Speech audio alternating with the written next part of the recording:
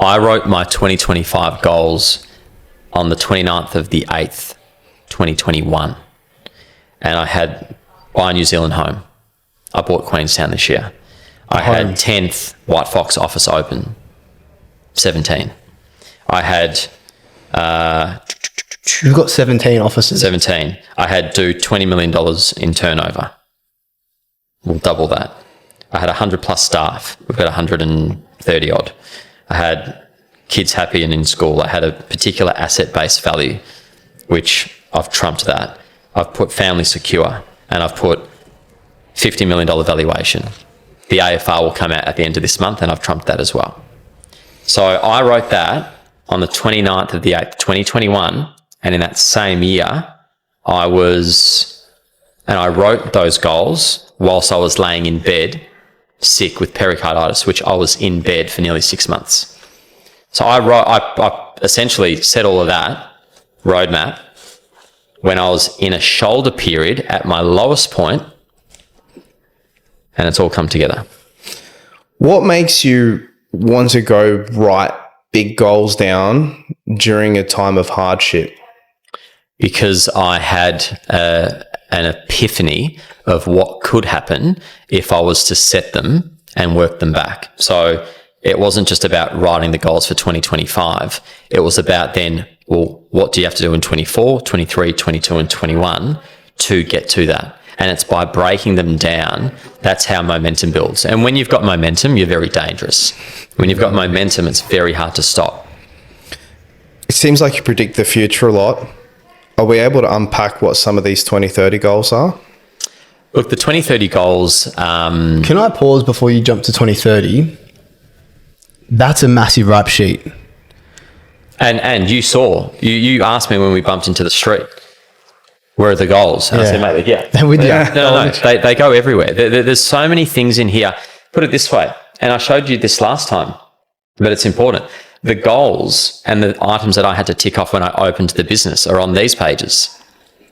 Did they go even early predictions on revenue year one, which year one I said we wanted to do 2.2, and I ended up doing 2.64 year one in business. So like things like this ground you, because you can at any point in time pick them up, go back, have a look, and just give yourself, I think if you've got the ability to make yourself feel confident and strong, then you're on the right path. Then you're not dependent. You know, I love everyone that I've got in my corner, but sometimes, and I've said this, the most powerful is to look at what you've done and focus on what it is that you've achieved to then fuel that next run. I can tell from my experience, Marty, every day now, the more that the momentum, the success compounds, there's a fire. My fires are small bonfires, but then I look at someone like Josh, our partner, and yourself, and you're having bushfires, probably daily, if not weekly. Tell us about what bushfires you've had to fight to achieve that. Oh, corporate bullying. When you say corporate bullying, what does that mean? Oh, people trying to, just take you down, whether that be in someone's lounge room, whether that be, in your growth plans, whether that be in trying to target your staff, challenge your character, whatever it might be. And I think, a bushfire or a bonfire, guess what? The bushfire started as a bonfire. Don't ever discredit the small flame. You can't. You've got to take every flame seriously, and I always have. But in terms of where things are at now, I'm calmer, I'm happier, I've got more free time than what I had when the bonfire may have started, because not knowing what will occur is, I think, scarier than having so many things moving and so many moving parts. I'm actually more comfortable in this space. So the bigger we get, the more comfortable I sit, because you've got more power, you've got more resource, you've got more clout, you've got more learnings, you've got more teammates to help you navigate those situations. So for me, growth, I'm fully addicted to growth. I'm obsessed with seeing this brand in locations that inspire me. So like in other words, you've gone from the garden hose now to a fire truck hose. Mate, we're that Hercules dropping fire bombs on bushfires. That's how I see it. But steering away from the fire analogy, it's more the bigger I get, I find the easier it gets. That's interesting. How do you deal with this space between your head when that's happening? Because most people, if they see a bigger problem, like I hear some of the stories that some people tell when they're going through it, some of my business partners, and I go, I don't even know how to deal with that inside my own head when I'm laying in bed. How do you compartmentalize that when you're going through it? Mate, the issues aren't that bad, to be honest. Like, it's business, it's real estate. I'm not leaning over someone trying to, resuscitate them. I'm not trying to stitch them up. I'm not, telling a parent that their kid's not going to make it. You know what I mean? And I'm not in people's land rooms anymore. I was very fight or flight dealing with people after 15 years listing and selling, convincing that WHITEFOX was a safe option. I don't have those fight or flight moments now where if you guys want to be WHITEFOX and I'm pitching to you and I think that we're going to be an amazing partnership, if you don't want to do that, I've got 17 examples where people have not had any better experience other than WHITEFOX. They've made more money at WHITEFOX. They've been happier at WHITEFOX. They've got better support. They've got great leadership and they've got a vision that I've put in front of them, which will happen. So if they don't sign on with WHITEFOX, that's totally fine because there will be a bunch of people behind them that will. So my stresses aren't what they used to be because I've got amazing case studies in Dylan Francis, Lana Samuels, the boys in Perth, Ryan Smith, David Murray. These guys in Sydney are going to go ballistic. There's too many fun examples. And I say fun examples because I have fun with these people. I fly in. My wife's a legend, Charlotte. She sits with the kids at home for 3-4 days so that I can get in and integrate with my team and build these amazing friendships with people. Kate Fairmate, I'm flying up this weekend for 48 hours to spend time with Kate and her partner at my house in Chairlift. Why? They're on a family holiday and I'm gate crashing it for 2 days to have fun. That's my work. Like, I don't think there's another CEO in the country that can go out one weekend and call auctions for a staff member and draw in a crowd, go film the block and then fly and have fun with another staff member in Queensland. So the problems are very, very different. What about when they come into the household?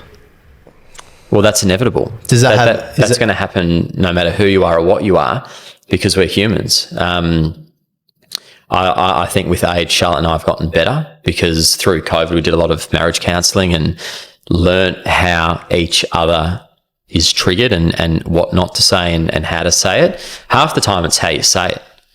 And, that tonality with your partner's key. You've got the wrong tone and you've thrown the weak out of whack. But as the kids get older, other things pop up. There was a little bit of a challenge yesterday with Fred and you just navigate it. But, we're unique as well, where we've been together since we were 17 and 18. I'm turning 39 next year, so it's a long time. And it's hard to stay together because I've spoken about how you change. I spoke about it recently. Would you do me a favour? I think I've got a little green book in this bag. I found this cleaning out my cupboard the other day. I spoke about this great lady that I met, Suki, and how, thank you. Is that the lady you mentioned on Sam Gordon's podcast? Yeah. And Sam Gordon met with her. This was a little journal that I kept. The 7-year cycle. The 7-year cycle, but I couldn't actually quantify what each 7 years meant. And I ended up finding it the other day and it was quite amazing. So 0 to 7. And each one of these 7-year cycles then has a different organ that is associated with what you're going through. So I'm not going to go through the whole thing in its entirety, but I'll touch on little brief things like, 0 to 7 is about physical resilience, structure, growth. This is all about safety. That's related to your kidney. 7 to 14, emotional resilience, making friends outside of the family. How do I fit into this world? How do I go with the flow?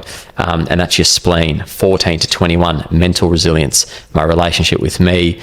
What's my identity? As you're growing up, that's your liver.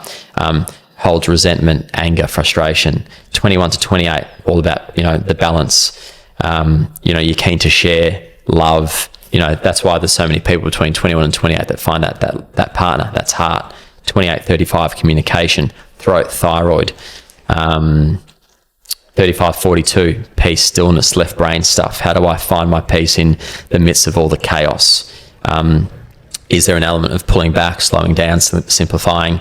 42 to 49, review, recalibrate, reset. 49, 56, unfinished business. That's why you see so many people 49 to 56 either get divorced, new partner, second, third marriages. They reassess, and sometimes, you know, they have these moments of buying fast cars with no roofs. But that I learnt that in that process of figuring things out through COVID, and that little nugget there helped me personally.